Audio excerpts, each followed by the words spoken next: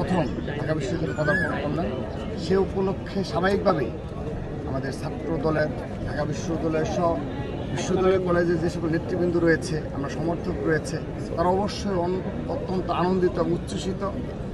বিশেষ করে আমরা ঢাকা বিশ্ববিদ্যালয়ের মানে শিক্ষার্থীদেরও যে বিশাল সংখ্যক অংশকে দেখেছি, তার এই আগমন উপলক্ষে তারা অত্যন্ত আন্তরিকভাবে গ্রহণ করেছে এবং শুভেচ্ছা জানাচ্ছে।